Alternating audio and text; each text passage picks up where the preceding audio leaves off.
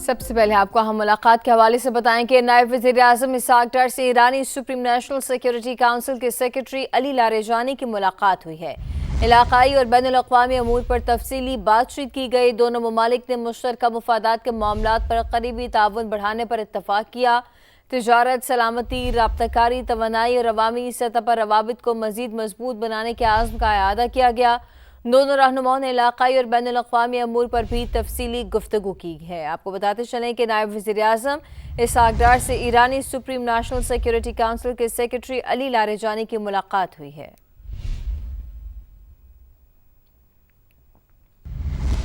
اور اب آپ کو بتائیں کہ سندھ حکومت نے بلدیاتی اداروں کو مزید بااختیار بنانے کا فیصلہ کر لیا ہے۔ بلدیاتی ایکٹ 2013 میں اہم ترامیم پر غور جاری ہے۔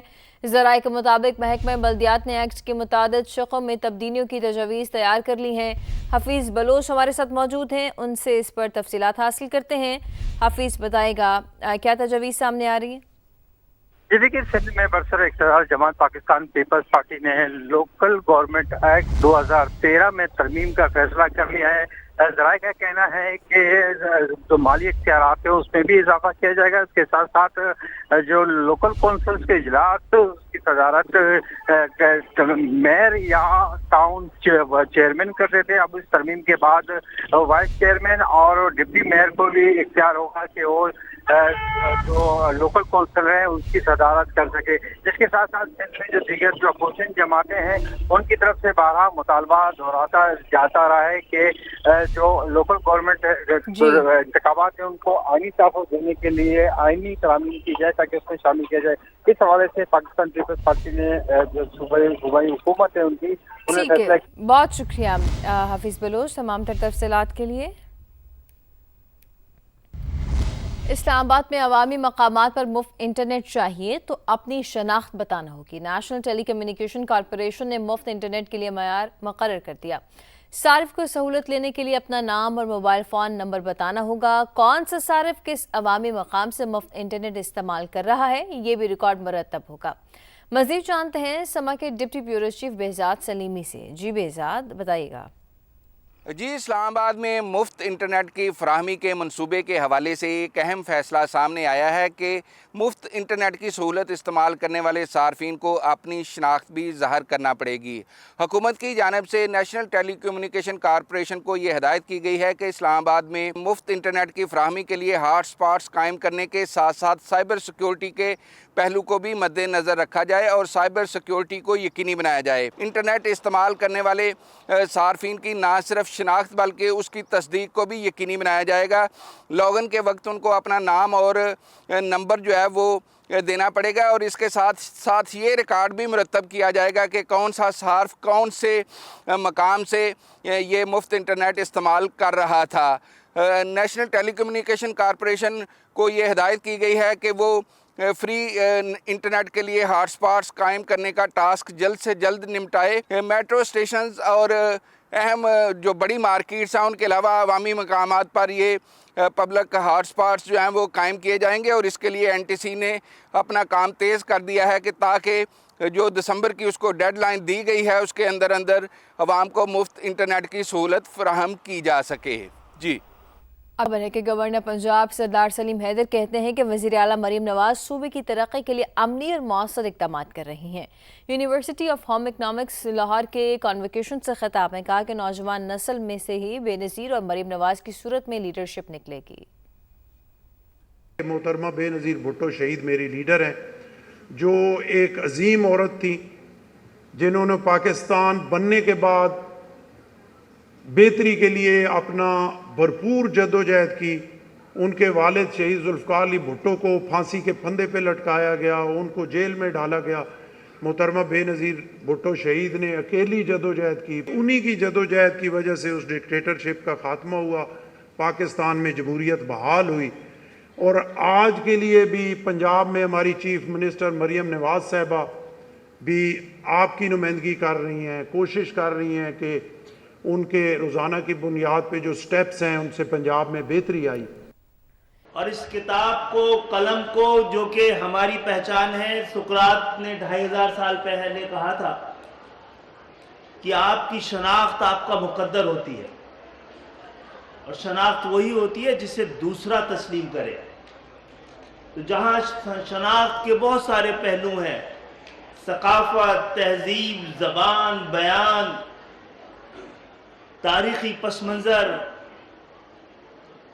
نفسیاتی رد عمل، معاشی مفادات، اس کے ساتھ ساتھ دین بھی حصہ ہے. اور دین، ہمارے دین کا پہلا پیغام، پہلا اعلان، پہلا حکم اقرا ہی ہے. اور پھر آگے چل کر کہ ہم نے تمہیں قلم کے ذریعے علم سکھایا، یعنی علم بھی اور ذریعہ علم کے بارے میں ہمارے پاس ہماری تمام شناختیں اور پہچانوں کے ساتھ پوری ایک تاریخ موجود ہے. حضرت علی کا قول ہے کہ علم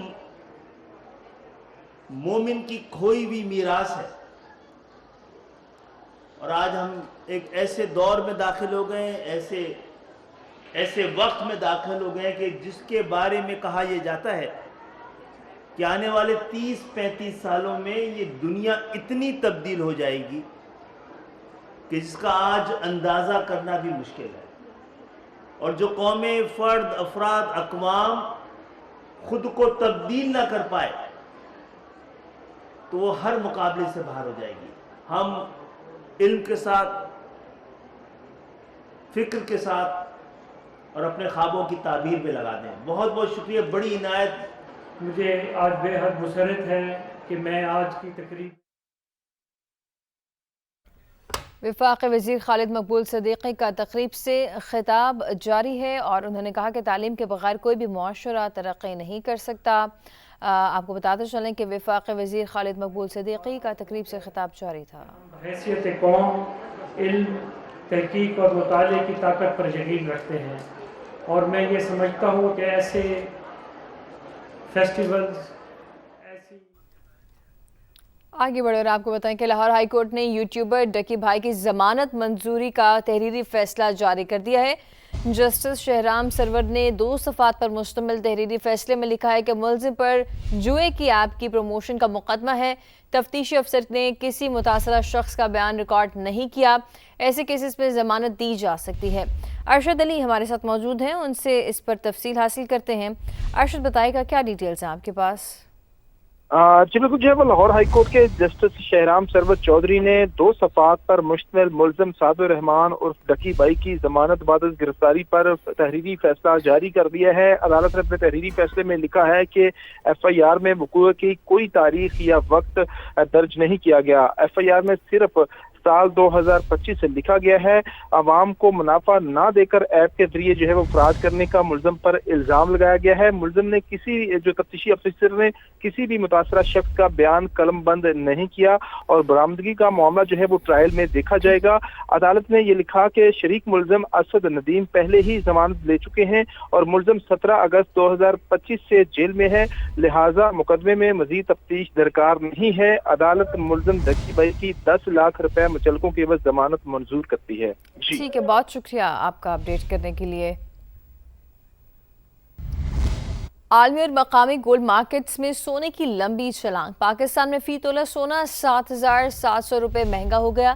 نئی قیمت 4,36,562 روپے فی تولہ ہو گئی ہے. اور پاکستان جیمز اینڈ صرافہ ایسوسی ایشن کے مطابق 10 گرام سونا 6,601 روپے اضافے سے 3,74,281 روپے کا ہو گیا ہے. عالمی مارکیٹ میں بھی فی اونس سونا $77 مہنگا ہو کر $4,142 کا ہو گیا ہے. وفاقی وزیر تجارت جام کمال کہتے ہیں کہ افغانستان کی سرزمین ہمارے خلاف استعمال نہ ہو. کیا یہ مطالبہ غلط ہے؟ کراچی ایکسپو سینٹر میں میڈیا سے گفتگو میں کہا کہ اگر طالبان حکومت ہمیں یہ یقین دہانی نہیں کراتی تو ہم اقدامات کریں گے. اگر افغانستان تعاون کرتا ہے تو تجارت بحال ہو سکتی ہے. ہر چیز کبھی کبھی ڈالر نہیں ہوتی. پاکستان کی سیکیورٹی، پاکستان کے اندر سٹیبلٹی ہماری سب سے پہلی ترجیح ہے. ہمارے ایک ملک کے ساتھ، ہمارا افغانستان کے ساتھ کس بات کی لڑائی ہے؟ ہماری ان کے ساتھ صرف ایک بڑا سیریس کنسرن ہے کہ آپ کا ملک، آپ کی سرزمین پاکستان کے خلاف استعمال نہ ہو. تو اس میں کون سی بڑی غلط بات ہے جو پاکستان نے کی ہے؟ اور اگر اس کی ہمیں ایشورٹی اور سیکیورٹی نہیں ملتی تو مجبوراً پاکستان کچھ سٹیپس لے گا. کیا ہم اپنے بچوں، اپنے نوجوانوں کی لاشیں اٹھائیں وہ زیادہ بہتر ہے یا ہم آپ کہتے ہیں کہ ٹریڈ کریں اور ہم ڈالر کمائیں؟ ہاں، اگر ہمارے ساتھ باہمی تعلقات اچھے اس بات پہ رکھے جاتے ہیں، پاکستان ٹریڈ بھی کھولے گا، لیکن وہی آ کے ہمارے ساتھ اس بات پہ بات کرے